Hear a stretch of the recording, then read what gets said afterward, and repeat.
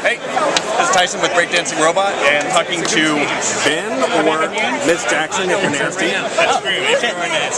We're here at Emerald City, and it's kind of noisy, so we'll try to get him to talk about this sculpt that he did custom for Emerald City. Yes, the stand card on the back as well.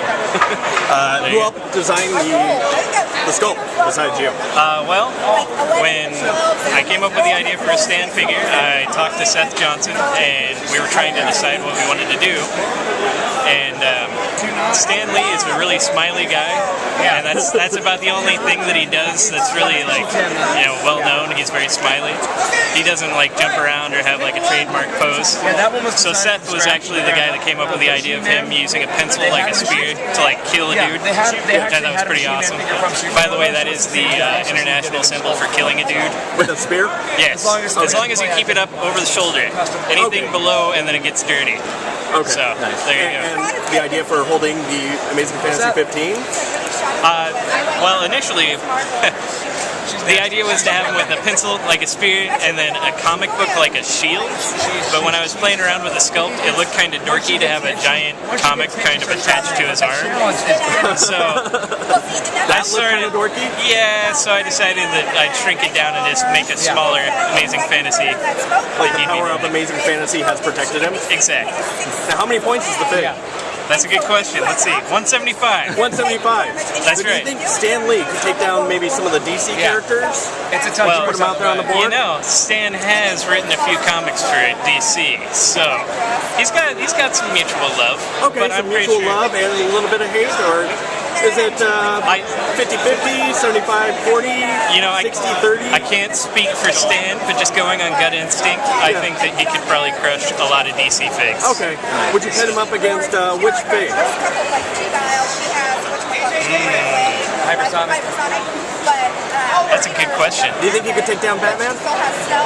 The Oracle, maybe? Yeah. Well, define take down, because nobody takes down Batman. They got this whole thing going on where he's dead, but everybody knows he's not dead. I think it's Well, he'll just take him out and for dinner, maybe coffee or something. Now, if you're asking me if Stan could seduce Batman, Yes, of course. he could. Stanley could totally seduce Batman.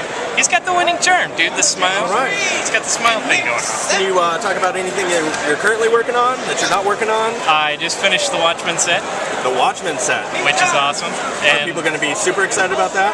I'm super excited about it. I don't know about everybody else. You but really I'm don't super care. You got paid and you're excited about it. Well, not just that I got paid. There's a lot of...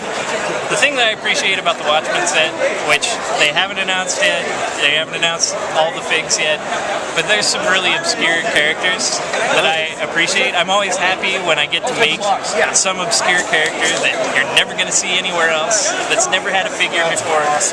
So, once again, who helped you with the Watchmen set? Seth Johnson did a lot of the dial work. Nice. I think he did all the dial design. Awesome. The next set that's coming out is the Brave and the Bold, correctly? Yes. And you're pretty excited about that one coming out? You got a few figs in that one too, I believe? I am. I did the Captain Marvel Black Adam, which I thoroughly enjoy.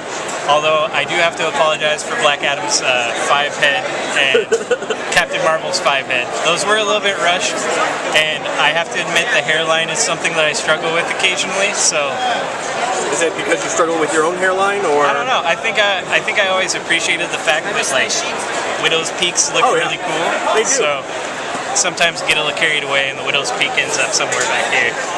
So you're at the con today. Are you looking for anything in particular besides Stan Lee? I gotta get a T-shirt for my wife. Oh yeah?